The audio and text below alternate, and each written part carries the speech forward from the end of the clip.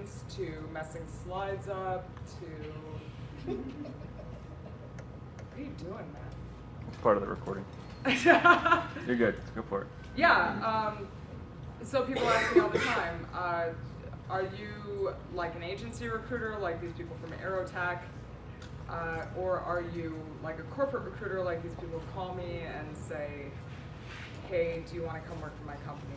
And I say, yes, I'm both. I am somebody who may try to get you to work for my company or may try to get you to work for one of my clients, but it's all exclusively focused on information security. So I'm a geek. I tend to be something of an apologist for recruiters in the sense that, forgive them, they know not what they do. I hear a lot of complaints about recruiters, and they are legit, and they make a lot of sense, and they are sincere and worthy. But I also love security, and I'm passionate about security because I'm a former geek. Do I? Am I loud enough for you? What?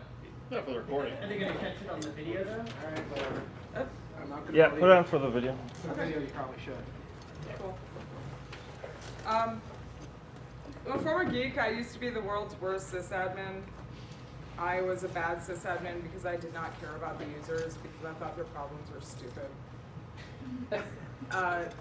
Some of you may find this somewhat sympathetic. But I am passionate about doing tech better, and I am passionate about doing security better. And that's why I like to think an okay recruiter, because I want there to be better people in these seats. And I want the people in these seats to be happier. And despite the fact that we think, or there's a popular misconception, that there's no unemployment in information security, that it's the safest, sexiest job market out there right now. I wouldn't have a job if all of you were happy. Not all of you are happy. So, let's look at that. This is me. This is who I am. I already covered this. I do stuff for Haylock in InfoSec consultancy, third parties. I'm a recovering agency recruiter.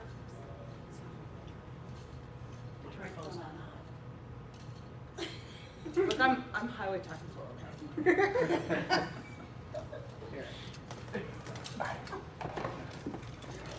You do that. Quick, is there an AV guy in the room?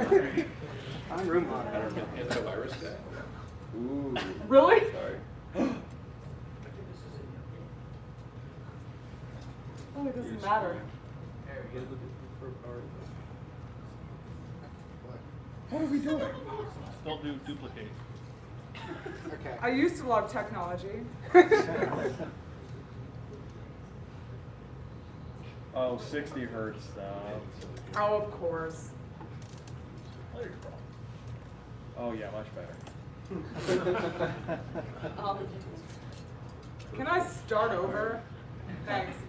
Wait, how are you? No, so I did this. I'm a recovering agency recruiter. I deal with people.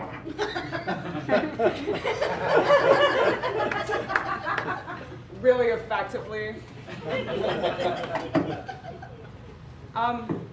So the reason thank you.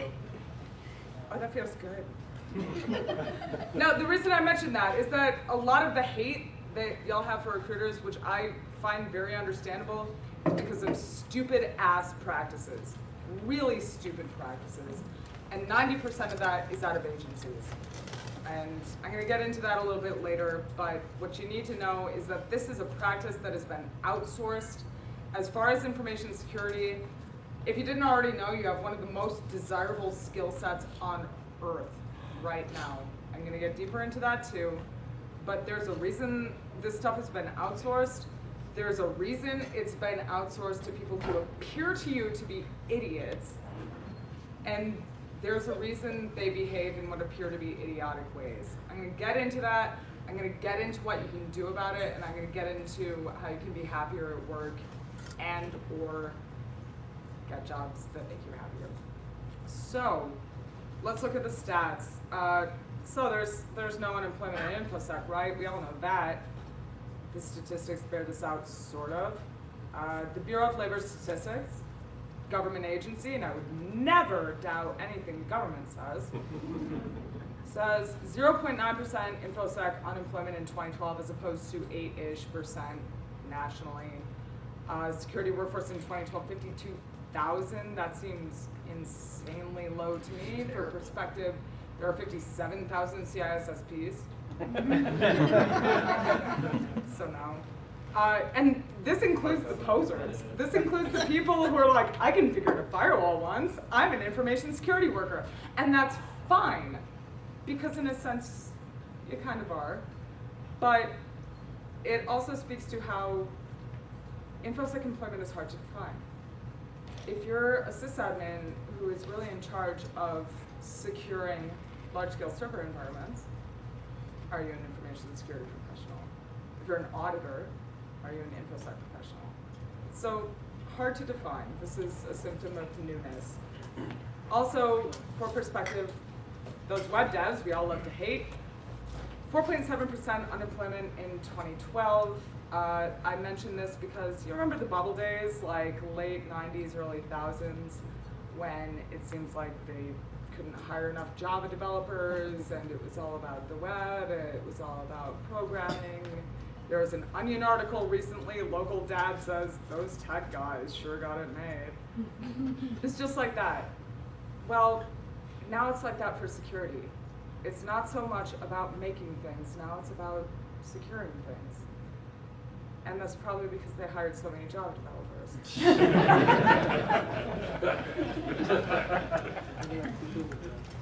Therefore, we're looking at 22% more InfoSec jobs by 2020. So great, this is growth industry. It's growing, there's gonna be a lot more jobs for all y'all, and yet, not all of you are happy. So, time was, year 2000, security job market was like, meh. And now it's like a fucking Tyrannosaurus in front of Hiroshima. It's awesome. But I'm sorry, I love looking at this. So you're all okay.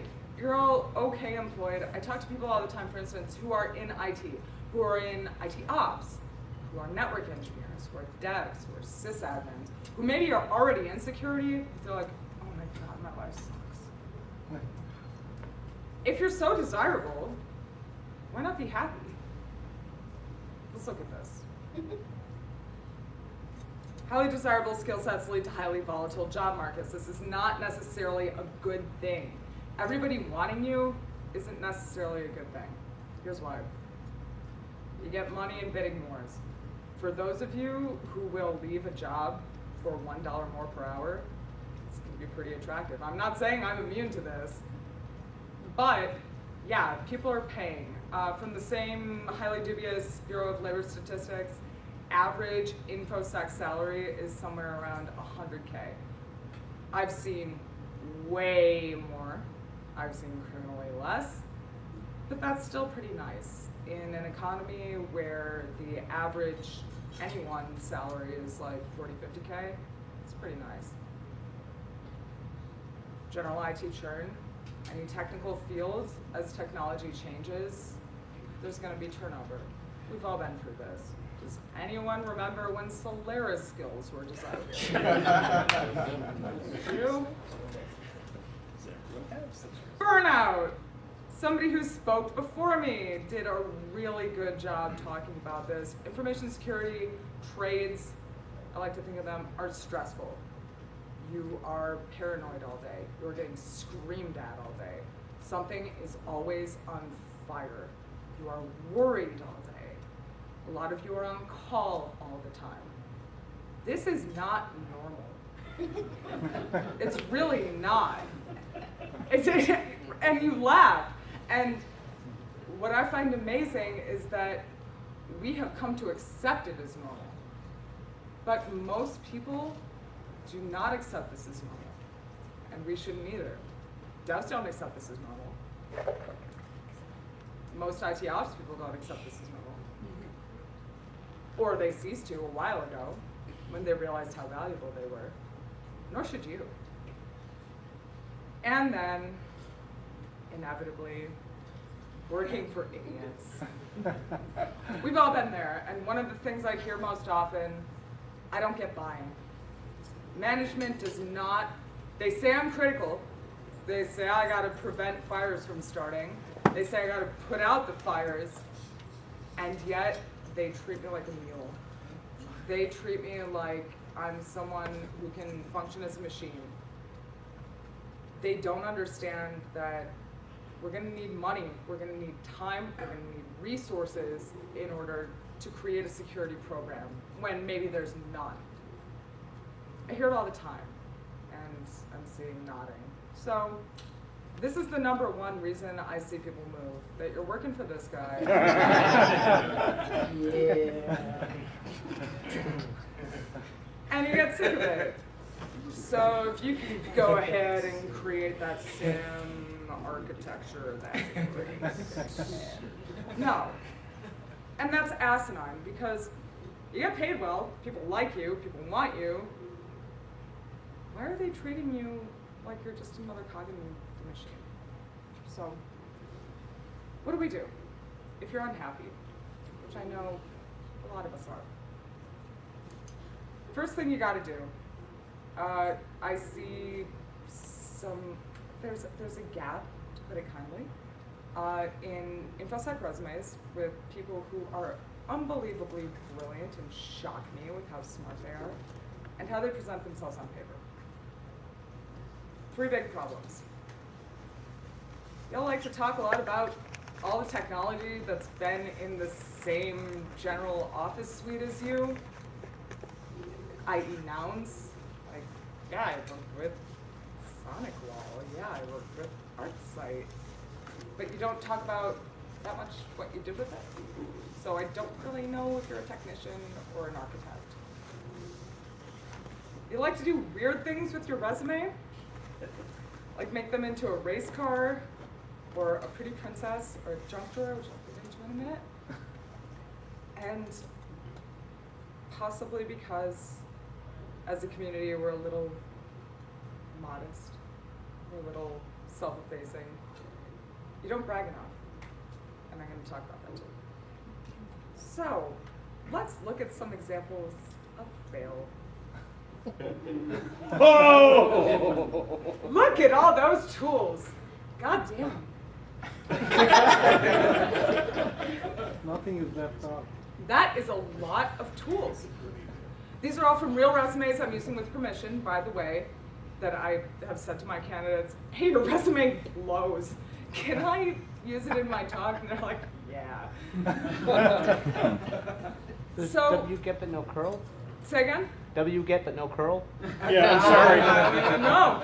I don't even know. So this is great. This shows me, again, every tool that has ever been in the same office as you, but it doesn't tell me what you've done with it. I don't know if, what the hell have you done with Sensic Hailstorm Pro? What have you done with Impact Web Module? I'm kind of getting a whiff of what you're able to do, but that's not that interesting to me. If I'm looking for a pen tester, if I'm looking for a defender, I want to know about how somebody uses these tools. So there's this tendency to like throw tons and tons of tools in this big chunk at the bottom of a resume or at the bottom of a work experience. Try not to do that. First of all, I'm not that interested in tools. I'm more interested in capabilities. Second of all, I mean, what is PortSwigger? Somebody talk to me about what they do with PortSwigger. Huh? It's not the tools. The officer of birth. Oh, cool, great. What do you do with it? Scan. Why do I want to pay you to work with it? You should have. Right. So, this is fail. I gotta shrug, you should, for that. So cool. Your resume is also not a race car. Once again, this is from an actual real resume, used with permission. He could have actually tucked the C and A right under. Right, thank you. Because you could have took the CCNA and stuck it right up in the RSA and it would be perfect. I'm a little OCD too, sir. I get that. I get that. Failed the layout. I mean, First of all, certs aren't that great. Second of all, if the certs are the best thing about you, I get this all the time. Hey, if I get a CEH, does that make me a good hacker? If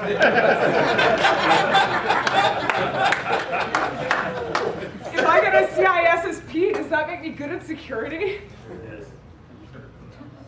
That's like saying, if I douse myself in Axe body spray, will that attract women to me? No! Absolutely not. Now, don't get me wrong, certs are not bad. Certs are not bad. I don't mind a CEH. I don't mind a CISP. Hell, I don't even mind a Symantec certified specialist even though I'm getting along with it. I'm fine with that. I actually dig a CCNA. It means you know something about routing and switching. Cool. But if that's what you lead with, it's like you're leading with Axe body spray. Would you, or as a woman, not to be heteronormative, it's like you're leading with a hideous boob job. It's not good. You don't want to do that. You don't want that to be the best thing about you. You want your skills, what you can do, to be the best thing about you. And that's the first thing I want to see, not this race car bullshit. Please. Again, fine if you have certs. Love you if you have certs. But don't lead with them. They should not be the best thing about you. So this is fail. I thought Symantec certified specialist looked a little lonely over there, so I thought I'd fail cert. Resume is not a pretty princess. oh my God. I don't know why, but in security specifically, and I used to do general IT recruiting, it sucked, I hated it. I am way better at focusing on InfoSec. Specifically in InfoSec, you're into like weird Cirque du Soleil formatting. And you use weird fonts like Algerian and a bunch of horizontal lines and charts.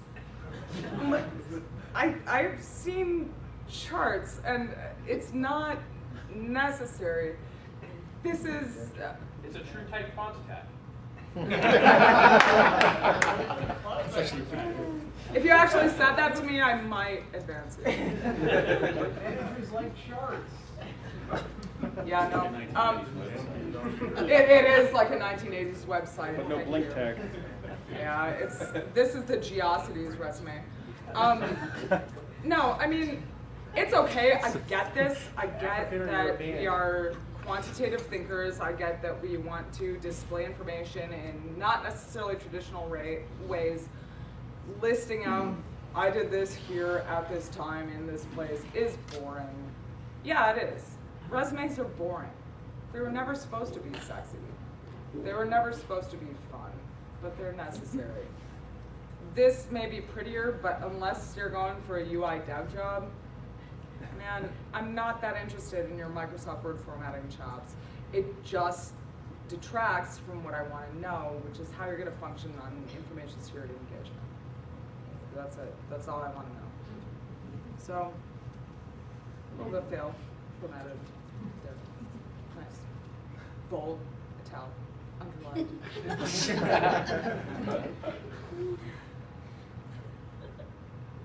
This is iffy. So this is my friend Bobby Tables. Little Bobby. Little Bobby Tables, thank you. Respect, Vanderman Rowe. So this is, I get this. I'm very sympathetic to this.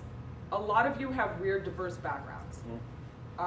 One of the best hackers I know has a BS in biology. But he's very goddamn good. He's an amazing coder, an amazing pen tester, writes fuzzers that would turn you white, and he also has experience with things like ISO 27001 auditing and TIPA compliance. Weird. Can't be easily summed up in this one short little one-page document. First of all, it's a bank. I do not give a shit how long your resume is. Don't care. 10,000 pages, as long as it's all relevant information. Don't care. People say to me, oh, it was longer than 2 pages. I don't care. Tell me everything you can do. That's awesome. Love that. But looking at this, can anyone tell me what this person does? They make lists. They do make lists. So maybe project management is the best thing for them. Yeah. They write remediation reports. Yeah, thank you. You know, thank you. Trying to get past HR. Beautiful. Yes. We'll talk about that too. Thank you. But a lot of you have been involved in all of these things, or a bunch of these things, and that's fine. But it's time to think about what you want. If you want to be an auditor, I pray for you. But if you want to be an auditor, talk about what you've done that's relevant to auditing. If you want to be a pen tester, talk about pen tests you've done, even if it's not on professional engagements, even if you just took Joe McRae or Georgia Weidman's course. Tell me about everything you've done in your home lab. Tell me about everything you've done that's relevant, because we want you. I have hired people who have never worked one day in information security professionally. Their only experience was in labs, their home labs, their school labs, CTFs, and they're phenomenal. So don't think that you have to, look, if you want to be an IR person, don't think you have to pad it with this other stuff. If you want to be a reverser, don't think you have to say, yeah, I can do pen testing too, if that would be handy. No. Target your resume to what you want to do. Maybe Phil. I can't tell. This is a good resume. This is my dear friend Jane Q. Infosec, who works for Monolithic Financial Megacorp in Chicago.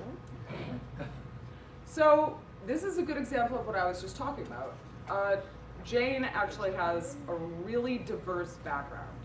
Jane started as a circuit designer. Weird. BSEE was way more hardware oriented, started in defense and security architecture as a low-level firewall jockey way back in the 90s, way back in the Hicks days. Went into large-scale security architecture, did a little bit of pen testing on the network level, and now has a kind of blended role. Trusted advisor, can do some policy work, can implement all these tools, the kind that were in this big, like, glut of tool speak in the first slide I showed you. But Jane's talking about what she did with them. Jane's talking about how it impacted the company. This is what I'd like to see more of. I don't have any illusions about what Jane does. I don't think Jane's a web app pen tester, even though I know Jane is concerned with web app security. I know Jane is concerned with network security, but I also know Jane's not a firewall jockey anymore. I know Jane is concerned with policy, is concerned with architecture, is concerned with overall design. I know I'm not going to get Jane for $50K a year. I think I'm going to pay Jane $200K a year. This is the difference between a good resume and a shitty resume. So it goes. Even though I don't like ArcSight. Wins. Who does? Great question. This is a great resume too. A little bit more granular detail. This is web app pen tester resume. I'm use a little bit of Python jargon there, but that's okay. Yeah, this is a web app pen tester who breaks down. This is what I do. This is what I'm good at. Here are vulns I find. I love to see vulns in resumes. I love to see exploits in resumes. Don't be scared to talk about those. Yes? So I have a question regarding the last resume that you had up. And actually, Yeah, you want me to go back? Yeah, actually kind of this one too. So where do you put in your personal experience? Like I made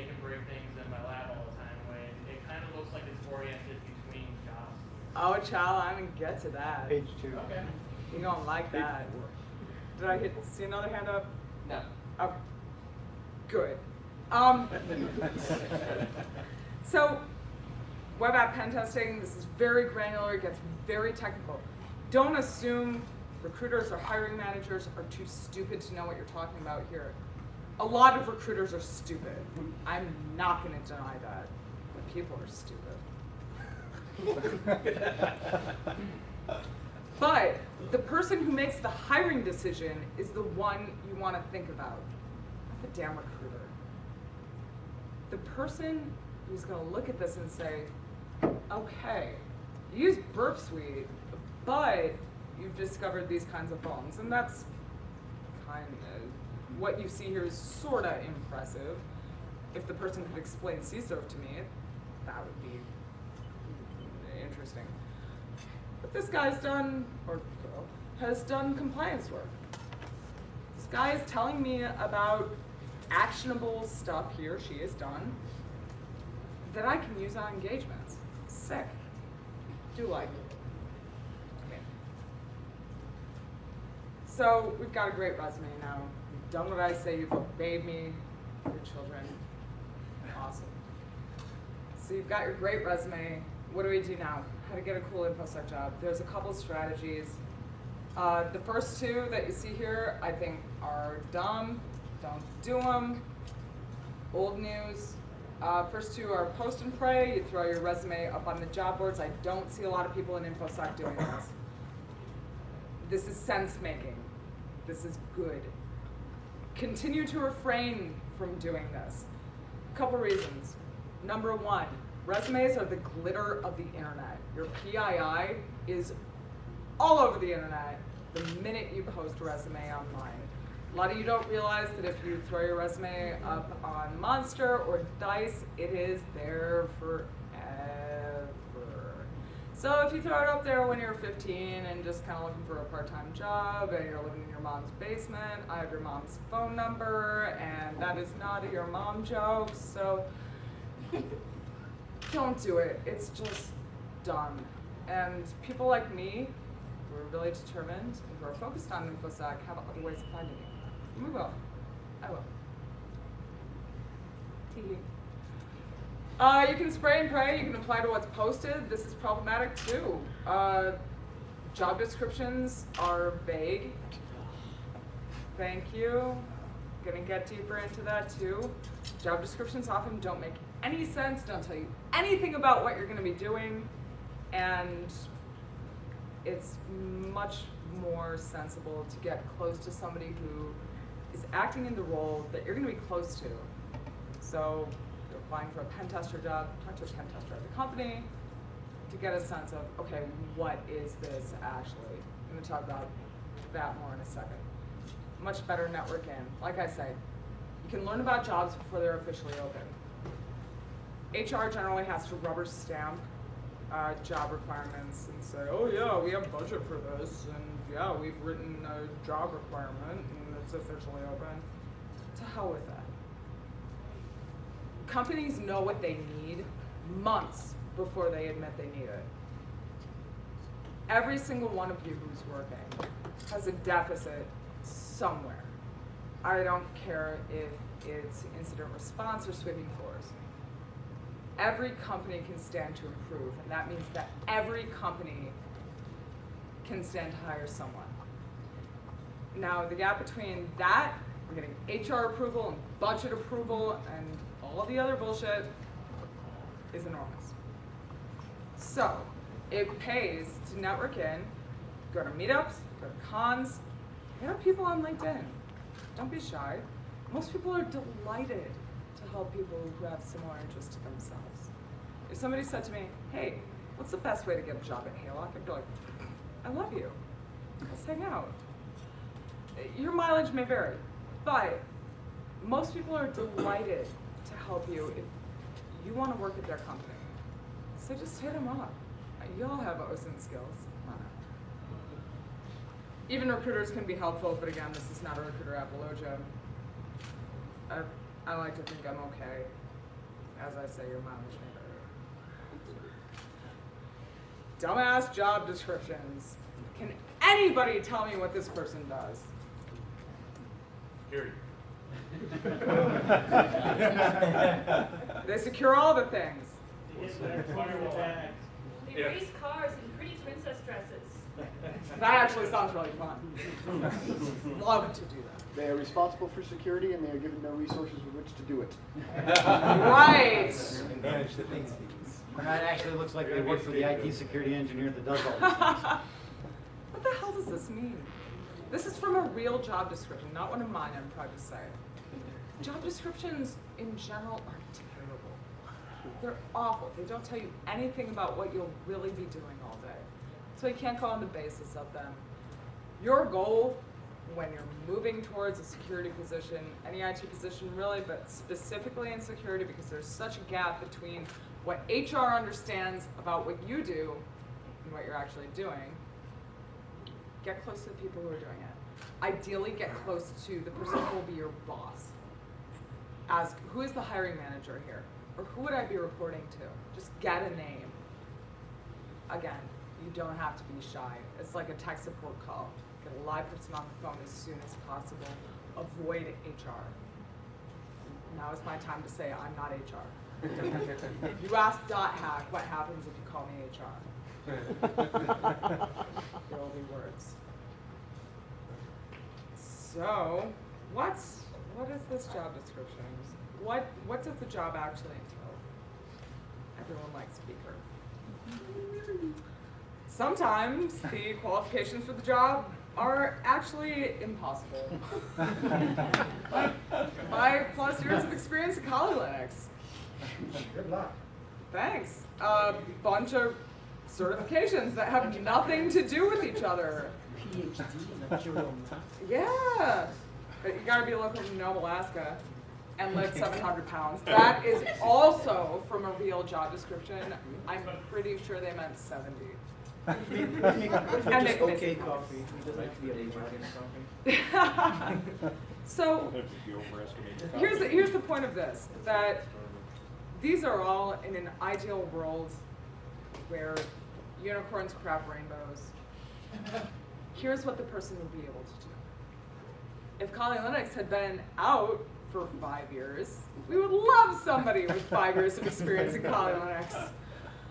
If it were possible to have all this stuff and a PhD in actuarial math, that would be great. And if we didn't have to pay reload costs to Nome, Alaska, that would be wonderful. But you know what? They want you more than you want them. Bear that in mind. All of this is negotiable. What about the IT sec barista part? The coffee part is not negotiable. I'm sorry, you are not qualified for jobs in higher position. Yes, sir. I've seen a number of listings like this where they're basically just trying to make a specific person who's already a contractor internally Yeah. hired in, and Oh, yeah. that's how you basically know that they're not going to hire you, pretty much. Yes and no. So, yes, that happens a lot, and you're not paranoid for thinking that.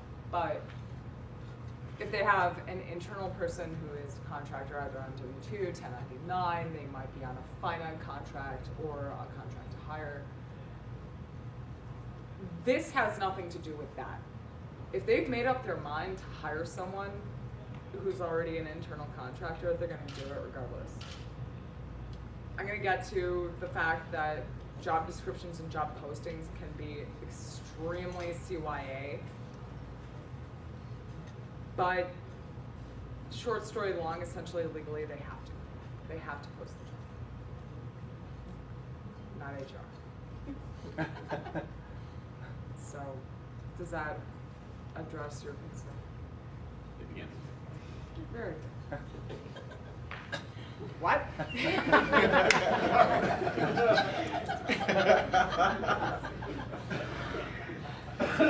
These talks are really just more to entertain me than to inform you. I just want to make it.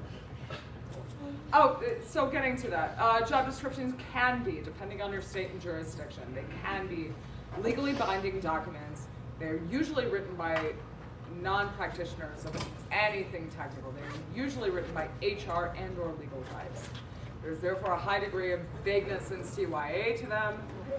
If you are a person who was, for instance, fired, and they say, it's because you weren't doing your job, they can point to their job description and say, oh look, this was your job to have 5+ years in Kali Linux, even though that's not possible.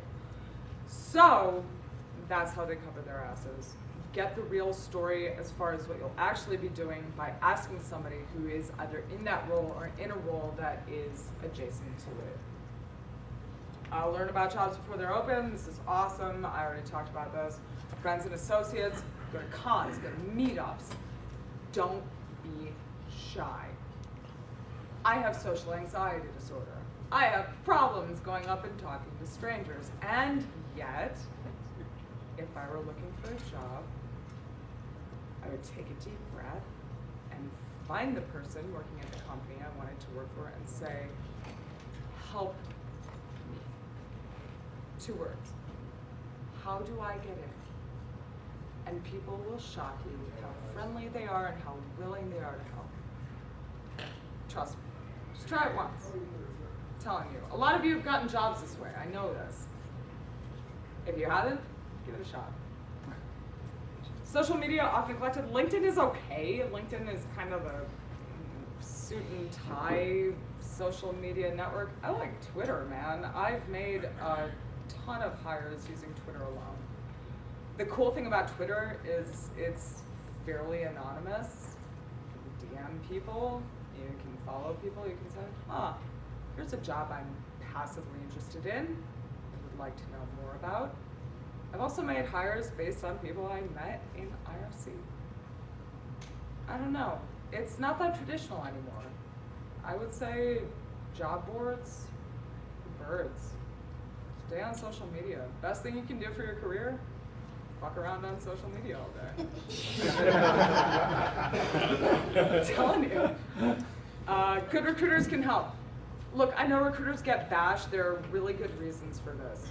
I'm going to get into this in a second. A lot of recruiting practices are really stupid. No lie. If you find one you can trust, if you find one who seems to be vaguely clueful, cool, work with them. But be aware that they're in the minority, very much so. So we're talking about the bridging the gap between the hunter and the hunted. Let's talk about attack paths. People ask me all the time, hey, I'm a sysadmin, I want to break into security, or I'm a dev, or I'm a network engineer, or I'm just doing help desk. How do I bust into security? There are general rules that can help with this, but for instance, you're a sysadmin. Sysadmins, I have found, make awesome pen testers when they grow up, because they understand systems, they understand large-scale networks, and they know how things break. And this is good. It can take some training though as far as methodologies. Scripting and coding is something that I find sysadmins need to learn. Common large-scale systems config and large-scale, especially Linux hosting environments, Windows somewhat, so not so much. Also, if you're interested in defense or IR, if you have a systems administration background, you're gonna have an edge. Because once again, you understand how things break, you understand how things patch,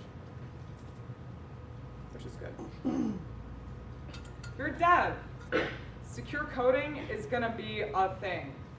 Secure coding is already a thing. I am already hiring developers who understand not just the OWASP top 10 or the web app security consortium publications. Developers who understand not just how to write secure code, but how to architect secure software environments, how that bleeds down into DevOps, how software can govern a secure IT environment. That's sick. If you can do that, you name your price, period. And we're not seeing a lot of this. We're not seeing, in terms of brags that are written by recruiters or HR, we're not seeing people saying, yeah, we'd love a developer who can at all write secure code. Not a lot. They're more focused on languages. HTML5, maybe on Rails. Who cares if it's riddled with vulnerabilities? It's a feature. Yeah, thanks. Devs can, if they wish, learn web app pen testing very easily. I have seen software developers become insanely good web app pen testers. Obviously, observe 0 days and bones in the wild. Consider how those apps are coded. Consider the foolish mentalities that led to fuck it, ship it coding, and therefore very insecure coding. If you want to go into project management, cool. We are always looking for SDLC project managers who have a sense of security. This is just letting you know what's getting hot. Network engineers, cool. 10 years ago, I could not hire enough of you people. I love you. I love hardware. I hate software. But that's okay. Network engineers are awesome because they are focused on making things work. They're focused on making things work even when they can't work. So the fastest way into security through network engineering is through network pen testing, but demand for network pen testing is somewhat plateauing. We're seeing a lot more app level, code level security demand. You need to realize that defense is about more than devices, firewalls, load balancers, you name it. It's about architecture too. It's about smart policy. I have found, and this is going to be painful for some of you, I've found that network engineers are really, really good at policy implementation and compliance. I'm sorry. I'm sorry. I know you don't want to do it, but it is lucrative. It is necessary.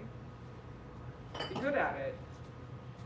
And if you don't want to do policy and compliance, come on, just walk on. Just be a network architect, security architect. None of these jobs are going away. But people ask me all the time, hey, what's hot? What's getting hot? It's a couple things. Web app pen testing, secure coding, defense, because nobody wants to be on the blue team.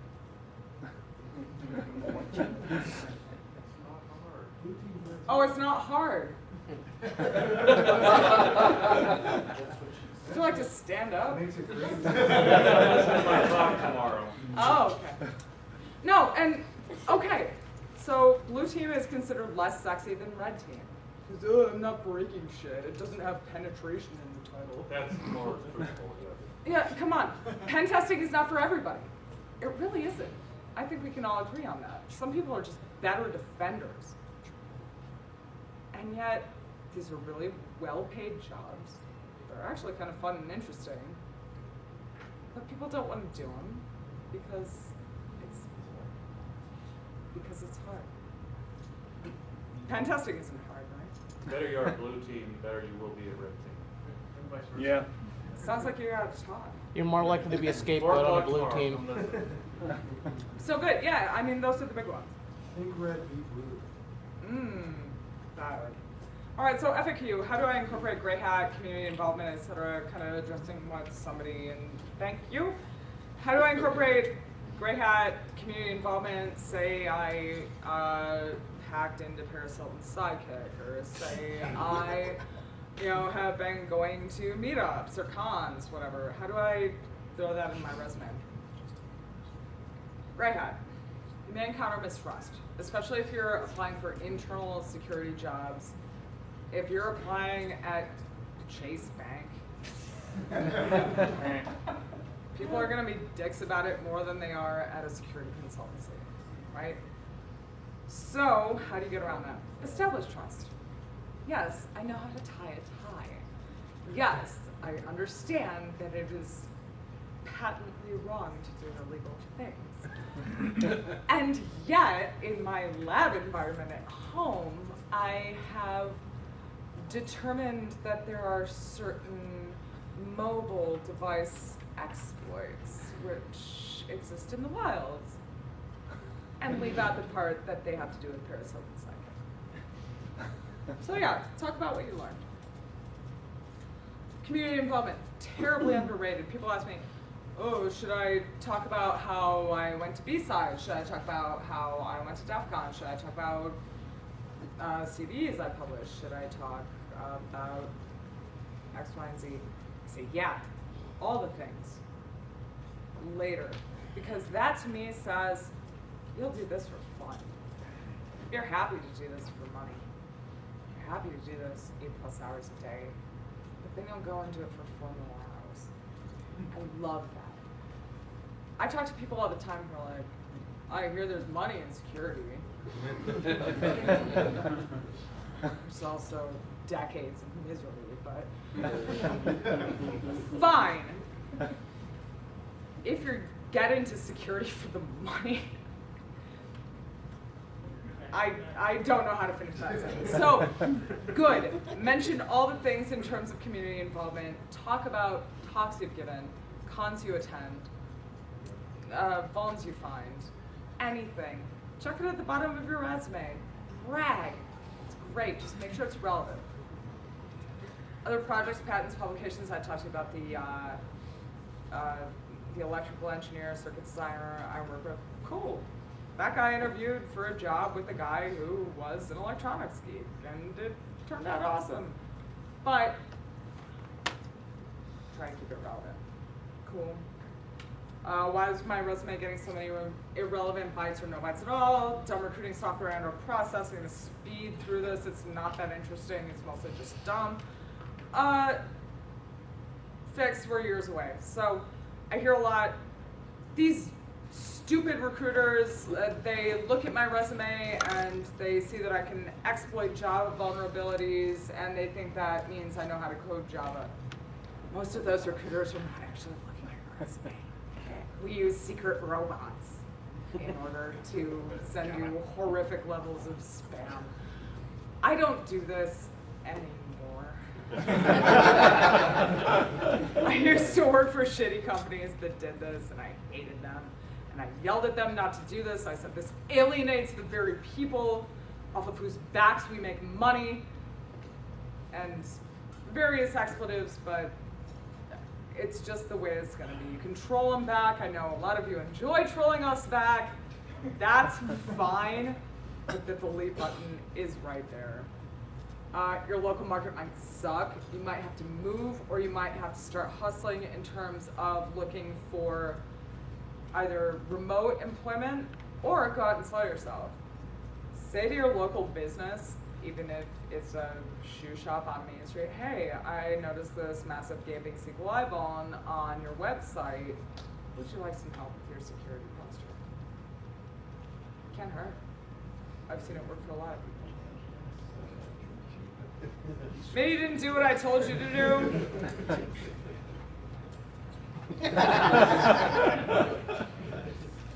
Do I care about certifications? Once again, Axe body spray. No, you can't make me. They're not bad, but it says they do in the job description. No, ask. Be very skeptical about the job description. Ask what in that is negotiable, because I guarantee you, most of it is negotiable, if not all of it.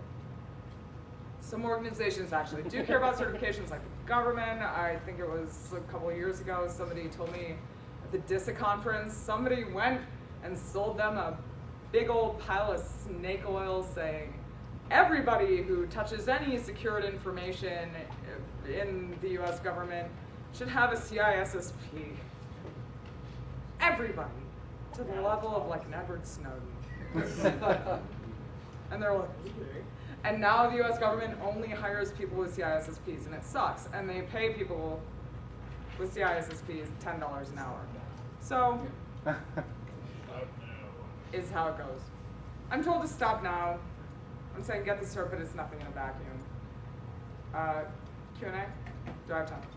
We're not going to kick you off. I think the camera needs to go, but like it's now time to change rooms. But there's a microphone. Well, all right. Q&A?